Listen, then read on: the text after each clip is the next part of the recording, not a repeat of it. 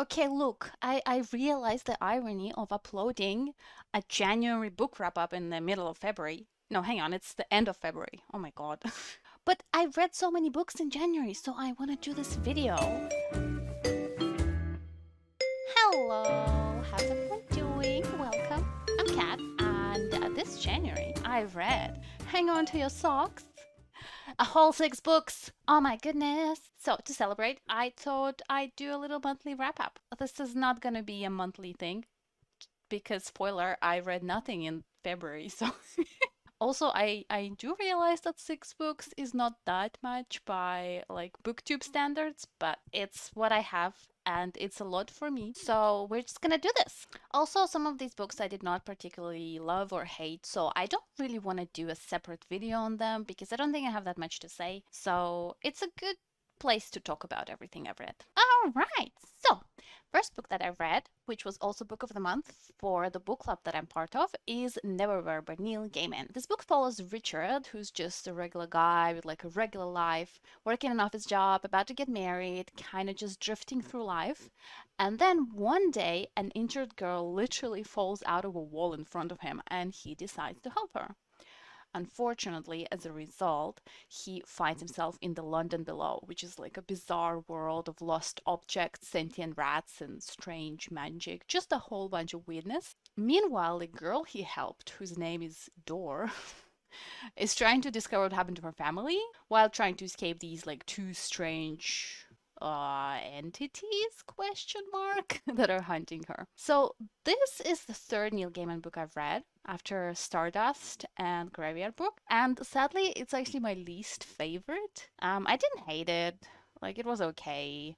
I finished it pretty quickly, but nothing really grabbed me about this book. It has that whimsical, humorous writing style, kind of like fairy tale-esque, I guess dark fairy tale-esque would be more correct. Plot is not very straightforward, and it just feels a little bit meandering. All of these wouldn't be a negative for me, depending on how it's done. Sometimes I do enjoy these types of books, but here it just didn't work, for me at least. Richard as a protagonist was just boring, and because you don't know what Dor is planning or what her exact quest is, it's kind of hard to be invested in what's happening. Like, you literally don't understand where the story is going for half the book, and all the atmosphere is nice, but it's not enough to keep you engaged. There were a lot of fun ideas and fun bits and pieces, but it just didn't come together in the end. Again, it's not a bad book. I know there are a lot of people who love it, but it did not leave much of an impression on me personally. And I think from what other people at the book club said, that's kind of was the general vibe.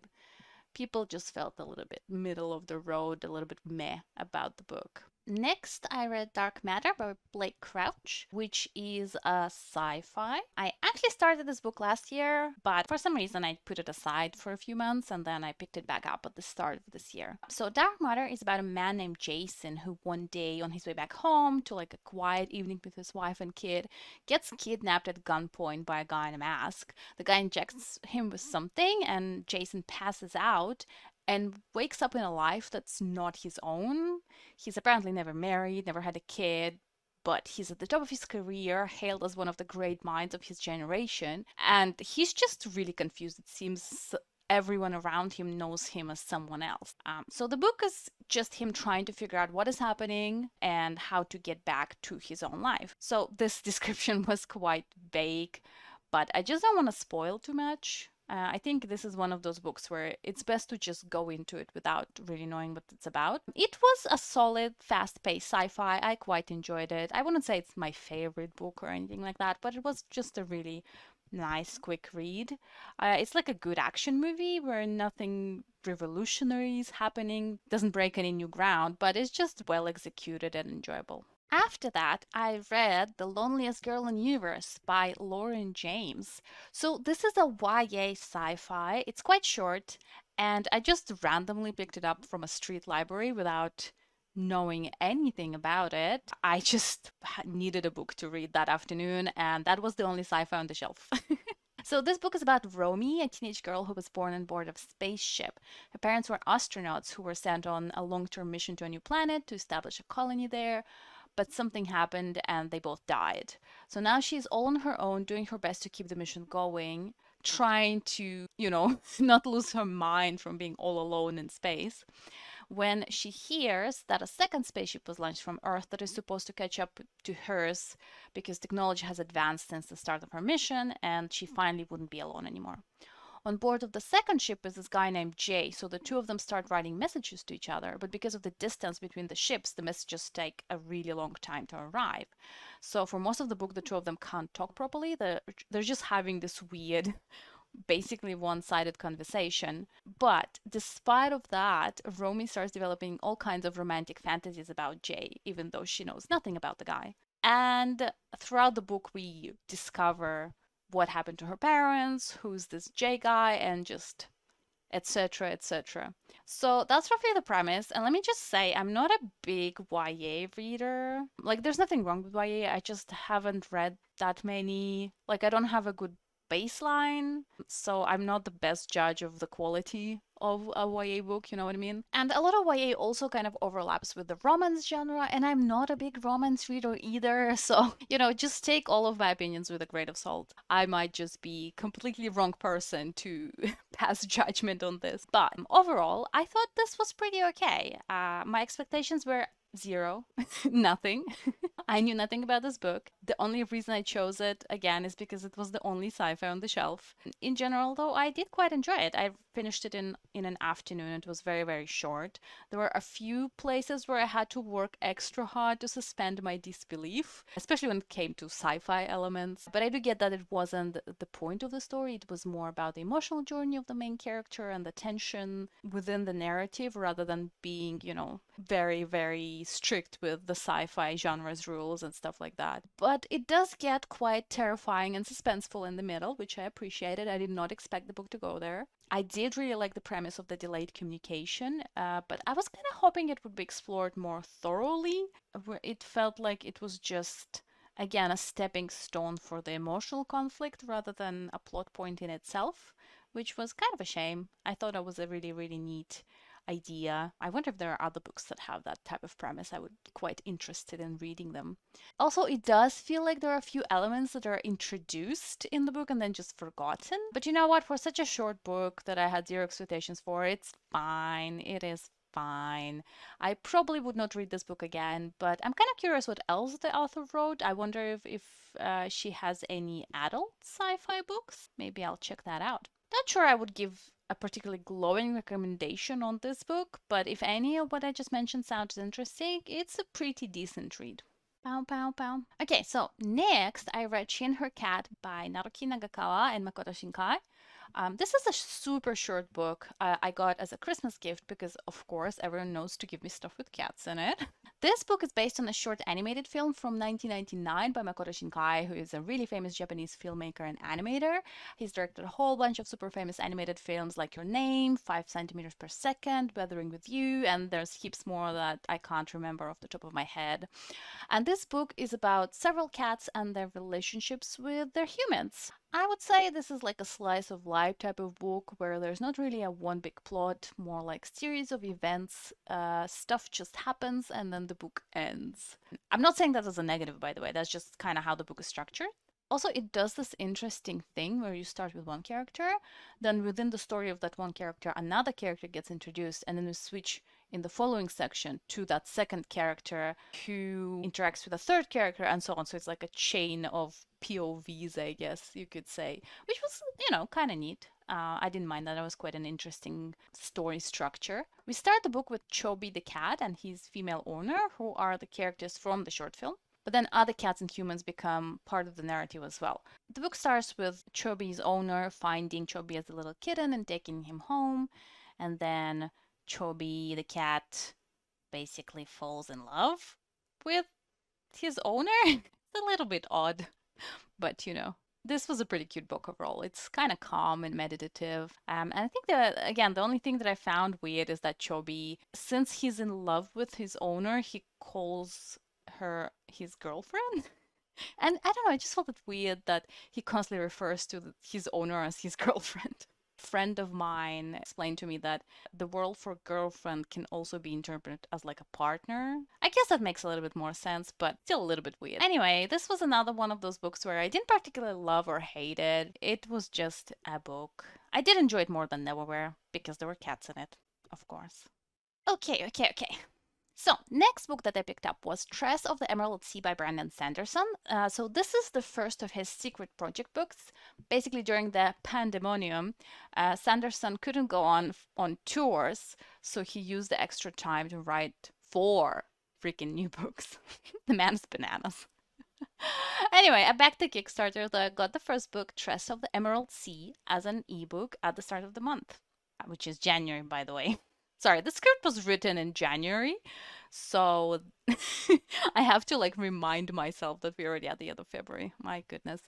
Basically, the book follows a girl named Tress who lives on this rocky island in the middle of an ocean of green spores, leading a very quiet and uneventful life. She collects cups that sailors bring her from faraway lands and enjoys listening to stories of her best friend Charlie, who is definitely not a duke's son.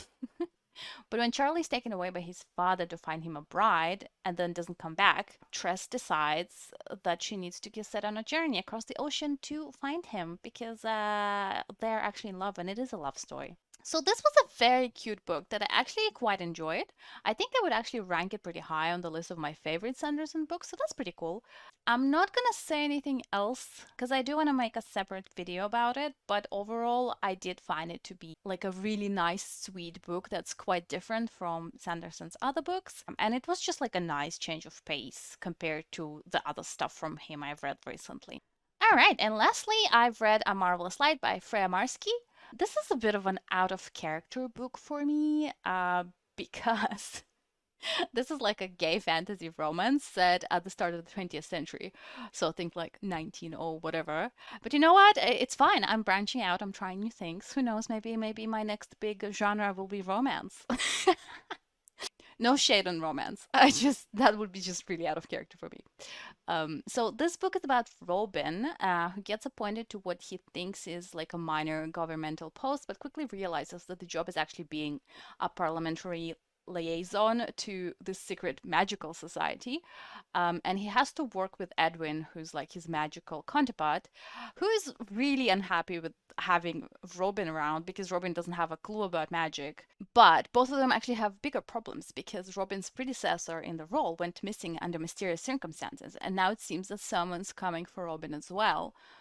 So the two of them have to work together to figure out what is actually happening. Obviously, there's romance, there's fighting, there's danger. You know how these things go. It's a whole thing. And you know what? This was a perfectly fine book. The characters were fine. The magic and world building had a few interesting ideas. The romance was romancy. A bit cliche, but like cute. The pacing was a bit shaky. It felt like it had a really good start, but then it slows down quite a bit and then picks up again closer to the end. But you know what? It wasn't enough to stop me from reading, so it was okay. Fair warning, there is some smut in there. So I'm slightly embarrassed to admit that I've read this book, but it's fine. We're embracing our cringe this year. That's my my New Year resolution. Uh, anyway, this was a perfectly fine book. I read it quite quickly. Quite enjoyed it, and it was a debut novel as well. So you know what? Good on the author. Good job. Solid book. Yeah. So that's all I've read. It was a weird mix of books. It feels like I've read way too much romance this month. So I think I need to take a break from that. I got these like 3 old school sci-fi books from a friend, so I'm probably gonna try and get through these sometime soon. And I also have Kings of the Wild that I gotta read for February. No, I guess it's March book club meeting, so I'll get to that as well. Although to be honest, my brain was very stuck on the podcast that I'm listening to, which is the Magnus Archives. My brain just is on one track and refuses to budge, so we'll see how that goes. Oh, you know what? Let's do a little ranking of the books. There's enough books to do a ranking. This is not like, are the books objectively good or bad ranking? It's more like how much I enjoyed reading each one of them. So I think at the bottom I'll put Neverwhere. Yeah, sorry, it was fine, but it wasn't like the most enjoyable read for me. Above that, probably She and Her Cat. Again, it's alright. It just wasn't very exciting. Um, then The Loneliest Girl in the Universe, which was pretty engaging reading, but it just felt a little bit lacking on the substance. Um, then I would probably put Dark Matter, tied with Marvelous Light. Okay, it's weird putting these two next to each other. They have nothing in common, but I think I enjoyed them kind of in the same amount. Like they were pretty good, but weren't my favorites. But I've read them quickly and they were engaging. And then the book I enjoyed the most was actually Tress of the Emerald Sea. What a shock. All right. Yeah, and that's it for today. Thank you so much, everyone, for watching, and I'll see you all next time. Bye.